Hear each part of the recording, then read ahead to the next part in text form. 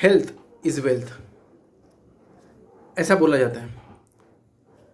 Health गया तो wealth भी गया। दोस्तों, आज हम बात करेंगे हेल्थ इंश्योरेंस के बारे में, मेडिक्लेम के बारे में।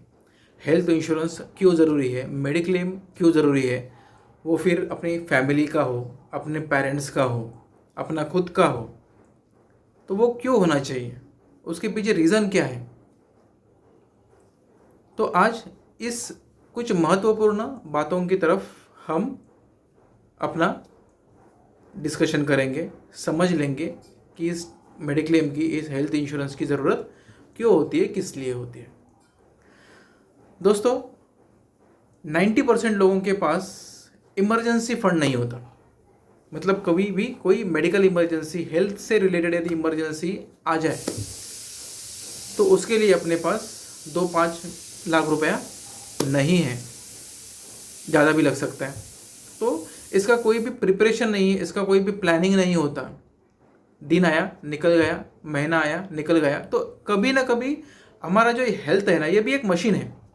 ये हमारा जो शरीर है वो भी एक मशीन है। तो कभी ये मशीन यदि काम निकाले तो उसका खर्चा आपको ही उठाना है, आपकी फैमिली को ही उठाना है। उसके लिए कोई पड़ोसी हेल्प करने के लिए नहीं आएगा। ओके, तो मेडिक्लेम किस तरीके से हमें सपोर्ट कर सकता है, मेडिक्लेम किस तरीके से हमें ऐसे इमरजेंसी के टाइम पे अपने को सपोर्ट कर सकता है, ये चीज़ों के बारे में हम समझ के लेंगे। मेडिक्लेम या फिर हेल्थ इंडस्ट्री या फिर हॉस्पिटलाइजेशन कितना महंगा हो चुका है और वहाँ पे आपका मेडिक्लेम पॉलिसी आपको कितना सपोर्ट कर सकता है, ये कुछ बातों के तरफ हम समझ लेंगे। ओके, सो दो चीज़ें होती है जब गलती से भी अपनी फैमिली में कोई यदि हॉस्पिटलाइज होता है तो हॉस्पिटल डेस्क पर 2 क्वेश्चंस पूछे जाते हैं। उसमें से एक जो क्वेश्चन होता है, फर्स्ट क्वेश्चन होता है, वो हॉस्पिटल डेस्क या फिर हॉस्पिटल वाले हमें पूछते हैं, मेडिक्लेम पॉलिसी है क्या? मेडिक्लेम पॉलिसी है क्या? आपका उत्तर हाँ में हाँ तो बच गए, ना में हाँ, ना में है तो लुढ़ गए। ओके, क्योंकि hospitalization is a business today. तो इसमें से कैसे अपने आप को बचाना है, ये मैं आपके साथ में आज मैं शेयर कर रहा हूँ फ्रेंड्स। ओके, बच्चा दूसरा क्वेश्चन ये आता है अपने से, यदि है तो ठीक है, नो प्रॉब्लम्स, उसमें बेनिफिट्स तो अपने को आपको मिलेंगे मेडिक्लेम के। दूसरा जो क्वेश्चन हम पूछते हैं, मतलब आप पूछेंगे, पूछ सकते हो या पूछा होगा, वो क्वेश्चन ये है कि रूम रेंट कितना है। हॉस्पिटल कौन सा क्वेश्चन पूछेगा, मेडिक्लेम है क्या? और आप कौन सा क्वेश्चन पूछ सकते हो यदि मेडिक्लेम नहीं है तो रूम रेंट कितना है।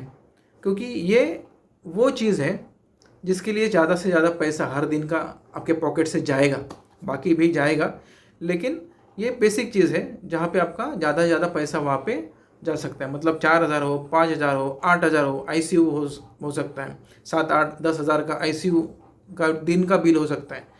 तो वहाँ पर हम क्या सोचेंगे, कम से कम वाला कौन सा है, जनरल में कितना है। ये कब सोचेंगे, जब आपके पास मेडिक्लेम पॉलिसी नहीं है, तब आप ये सोचोगे। लेकिन मेडिक्लेम पॉलिसी है तो डेफिनेटली आपको आईसीयू का बेनिफिट हो, अच्छे बेड चार्जेस का बेनिफिट हो, सिंगल एसी स्टैंडर्ड रूम हो, ये ऐसे सब बेनिफिट्स आपको वहाँ पे आराम से मिल सकते हैं। ओके, तो ये 2 क्वेश्चंस जिसके बारे में हमने बात किया। ओके, उसके बाद में हम जाके बात करेंगे फ्रेंड्स, तो कोई भी हॉस्पिटलाइजेशन जब होता है, बेसिकली छोटे से छोटे वायरल इन्फेक्शंस के लिए भी यदि हम या फिर अपने फैमिली से कोई यदि हॉस्पिटलाइज होता है तो कम से कम 50,000 से 1 लाख 1.5 लाख वायरल इन्फेक्शंस की मैं बात कर रहा हूँ।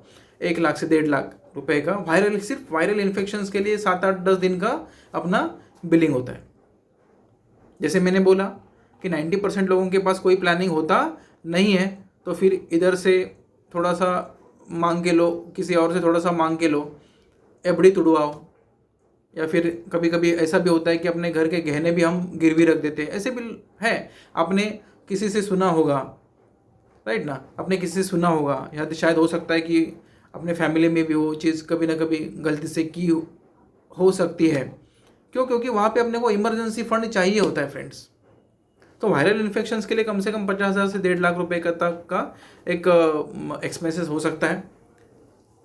थोड़ा सर्जरी की तरफ यदि हम जाते हैं, किसी भी तरीके का छोटा मोटा यदि सर्जरी हो, तो वहाँ से 2.5 लाख से 5 लाख 6 लाख तक का रिक्वायरमेंट आता है। वो तो बहुत बड़ी बात हो गई फिर तो। उसके आगे जाएंगे, किसी न किसी प्रकार का मतलब अपन ट्रांसप्लांट पकड़ते हैं, हार्ट सर्जरी पकड़ सकते हैं।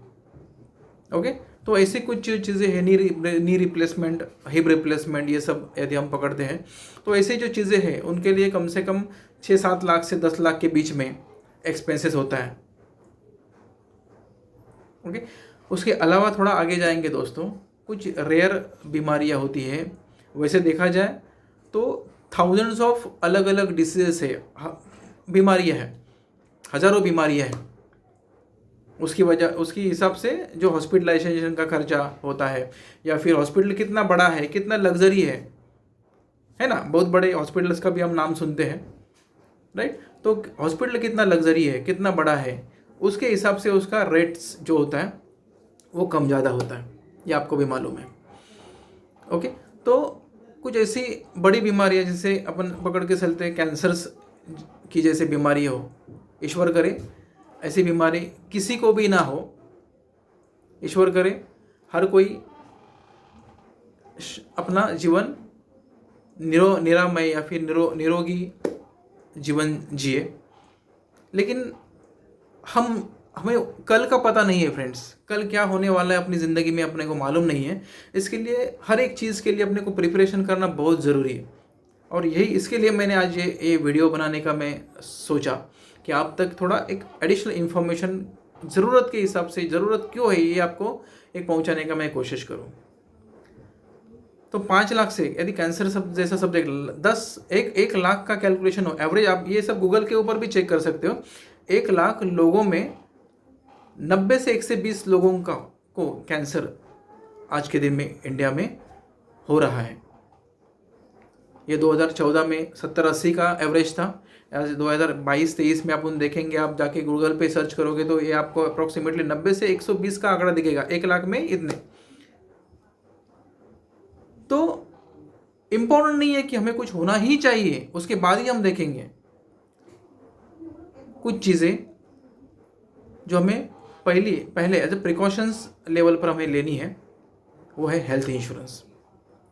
तो कैंसर जैसे बीमारियों में कम से कम स्टेजेस के हिसाब से 5 लाख से 50 लाख रुपए तक का फंड लगता है। लोगों का सब बिक गया इस ऐसी बीमारियों में।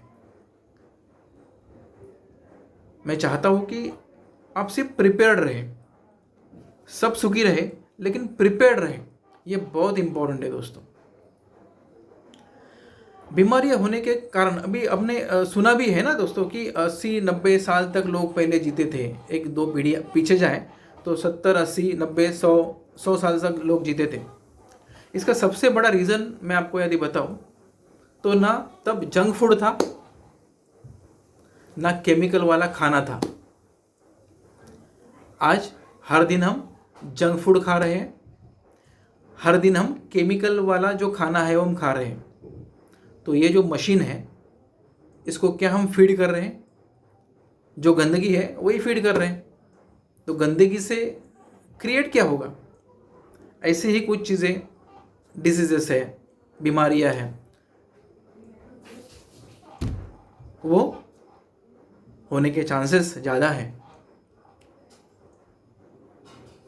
तो आज मैं ये चाहता हूँ बेसिकली कि मेडिक्लेम की तरह हर कोई थोड़ा पॉजिटिव एंगल से देखें। कितना खर्चा आता है मेडिक्लेम के? आपका फैमिली हो, 2 हस्बैंड है, वाइफ है, चिल्ड्रन है, 2 चिल्ड्रन है, 1 चिल्ड्रन है, तो आइडियली 12 से 15 एज के हिसाब से मैं जाऊंगा। यदि किसी का 35 साल का यदि एज है, 40 साल का एज है, ओके, तो 12 से 15 या फिर 15-16 हज़ार रुपये के अंदर आपको पूरे फैमिली का इंश्योरेंस मिल जाएगा। थोड़ा अपर एज रहेगा, थोड़ा प्रीमियम बढ़ेगा।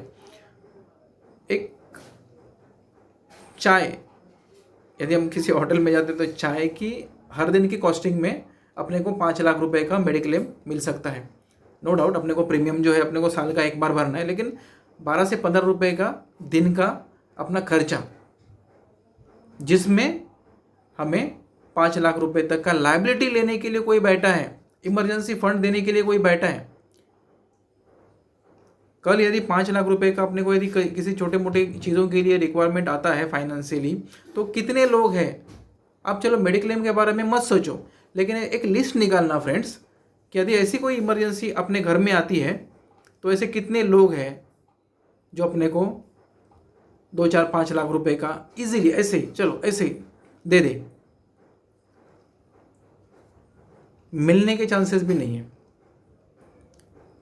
और यदि कोई करे भी तो अपने ऊपर उसका रिस्पॉन्सिबिलिटी रहेगा, उसको देना है, बराबर ना, उसको देना है वो पैसा, भले 6 महीने में दे, 8 महीने में, 2 साल में दे, लेकिन देना है। अपनी रिस्पॉन्सिबिलिटी बनती है वहाँ पर। तो दे, जिसने दिया है वो तो मांगेगा, आज नहीं मांगेगा तो 6 महीने के बाद में मांगेगा, तो ये रिस्पॉन्सिबिलिटी है। तो इन सब से बचने के लिए यदि अपने पास में यदि कुछ बेस्ट टूल यदि है, बेस्ट चीज़ यदि कोई है, टेंशन फ्री चीज़ यदि अपने पास में कुछ है, तो है आपका मेडिक्लेम। और इसके बारे में हर एक इंडिविजुअल पर्सन को, हर एक फैमिली मैन को सोचना चाहिए, अपने खुद के लिए, अपनी फैमिली के लिए, अपनी पेरेंट्स के लिए भी। ऐसा कुछ है नहीं कि 25 साल में कुछ प्रॉब्लम नहीं होगा, 10-12 साल में कुछ प्रॉब्लम नहीं होगा, जो होगा वो 60 के बाद में होगा, 50 के बाद में होगा, क्योंकि एज वहाँ पे बढ़ते हैं। ऐसा कुछ नहीं है फ्रेंड्स, अभी के तारीख में ऐसा कुछ नहीं है। किसी भी एज में किसी को भी कुछ भी तकलीफ हो सकती है। तो ऐसे वक्त में अपना खुद का सपोर्ट हमें खुद ही बनना है। तो मेडिक्लेम ज़रूर लें। यदि आप मुझसे हेल्प चाहते हैं तो डेफिनेटली मैं यहाँ पर हूँ, आपको सपोर्ट करने के लिए तैयार हूँ। आप कभी भी मुझे मेरे नंबर पर जो मैंने दिया था पहले, वापस मैं आपके साथ में शेयर करना चाहूँगा, दैट इज़ 9987402011। नाम है मंगेश बांदेकर। तो आप मुझसे बात कर सकते हो।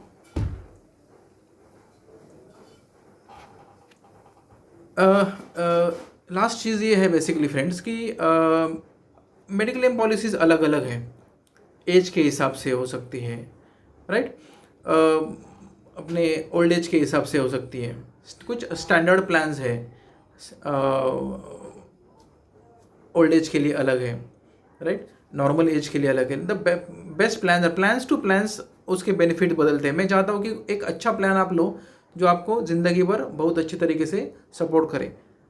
स्टैंडर्ड प्लान है तो डेफिनेटली वहाँ पे कुछ टर्म्स एंड कंडीशन लगता है। मतलब क्या कि ओल्ड इज़ गोल्ड, जितना मेडिक्लेम पॉलिसी आपका जुना रहेगा, ओल्ड रहेगा, उतना आपके लिए वो ज़्यादा सपोर्टिव रहेगा। तो मेडिक्लेम पॉलिसी को बहुत अच्छी तरीके से समझ के लिए मैं अपने आने वाले वीडियोज़ में कुछ मेडिक्लेम पॉलिसीज़ के बारे में भी कुछ डिटेल्स आपको दूंगा समझाने के लिए कि कौन से प्लान्स है, उसमें कौन से बेनिफिट्स है, क्या क्या बेनिफिट। क्योंकि हर पॉलिसी जब मेडिक्लेम की होती है, हर एक ही पॉलिसी, मतलब 10 पॉलिसी है तो 10 पॉलिसी के सेम बेनिफिट नहीं होंगे, थोड़े अलग अलग रहेंगे प्रीमियम के हिसाब से, एज के हिसाब से, राइट। तो उन वीडियोस में मैं ये भी बताऊंगा कि प्लान्स कौन से हैं, कौन सी एज को कौन सा प्लान लेना चाहिए, कौन सी मेडिक्लेम पॉलिसी लेनी चाहिए। ओके, तो ये मैं उस वीडियोस में आपके साथ में शेयर करूंगा। वो वीडियोस भी आपको मिलेंगे। यदि आपको ये वीडियो आता है, अब मेरे लिए यदि अननोन हो तो नो प्रॉब्लम्स फ्रेंड्स, ऐसी कोई बात नहीं है। ये वीडियो को आप लाइक और सब्सक्राइब ज़रूर करिएगा। कुछ अदर वीडियोज़ है वो भी आपको मिलेंगे, या फिर आने वाले जो वीडियोज़ है वो उसको भी आप थोड़ा समझ सकते हो, देख सकते हो। अलग अलग सब्जेक्ट के ऊपर वो वीडियोज़ रहेंगे। तो सिर्फ अपने आप को कैसे बचाना है आने वाली आर्थिक संकटों से, इसके लिए हमें कुछ स्टेप्स लेने हैं, जिसमें से ये मेडिक्लेम ये एक ऐसी स्टेप है जो अपने खुद के लिए और अपने फैमिली के लिए हमें लेनी बहुत ज़रूरी है। मेडिक्लेम ज़्यादा एक्सपेंसिव है ऐसी बात नहीं है। 10 से 15 रुपया या फिर साल का 15-20 हज़ार रुपया यदि जाता है तो उसमें हमें एक श्योरिटी मिलती है कि कुछ यदि तकलीफ़ हो, कभी हॉस्पिटलाइजेशन हो, तो अपने को कोई तो सपोर्टिव ऐसी चीज़ अपने पास में है, आपका हेल्थ कार्ड आपके पास में है जो आपको सपोर्ट करेगा। कंपनी आपको सपोर्ट करेगी। कोई देखने के लिए 10 लोग आ जाएंगे लेकिन फाइनेंशियल हेल्प कोई नहीं करेगा, राइट ना फ्रेंड्स? ओके, देखने के लिए आ जाएंगे नो डाउट, इमोशनली लोग आते हैं, राइट ना? ओके, लेकिन फाइनेंशियली सपोर्ट करना उतना आज के तारीख में इतना पॉसिबल नहीं है। हर किसी को अपनी अपनी तकलीफ़ें हैं। रीज़न ये है, ऐसा नहीं है कि कोई अपने को हेल्प करना नहीं चाहेगा, लेकिन रीज़न ये है कि जैसा हमारे पास उतना फाइनेंशियल प्लानिंग नहीं है, उस तरीके से उनके पास भी हो सकता है कि उतना फाइनेंशियल प्लानिंग नहीं है, या फिर उनके पास भी उतना पैसा नहीं है कि आपको ईजिली दे पाए, और यदि दे तो भी आपको उनको रिटर्न तो करना है। तो इन सब से बचने के लिए हमें मेडिक्लेम पॉलिसी के बारे में ज़रूर सोचना है दोस्तों। कभी भी कोई भी हेल्थ इंश्योरेंस का प्रॉब्लम हो जाता है तो हम 1 साल से 5 साल फाइनेंशियल लाइफ में पीछे तो वापस हमें आगे आना होता है। तो इसके लिए बहुत सारा वक्त ज़ाया जाता है जो बच सकता है। मैं आपके साथ में वंस अगेन अपील करना चाहूँगा कि अपने लिए, अपनी फैमिली के लिए, अपने पेरेंट्स के लिए हेल्थ इंश्योरेंस, मेडिक्लेम इंश्योरेंस ज़रूर लें। आप सबका जीवन निरामय हो, आरोग्यमय हो, समृद्धि वाला हो, हेल्थ वेल्थ वाला हो। आपका हेल्थ अच्छा रहे, वेल्थ अच्छा रहे, आप सुखी रहे। इसी नोट के साथ में thank you so much friends.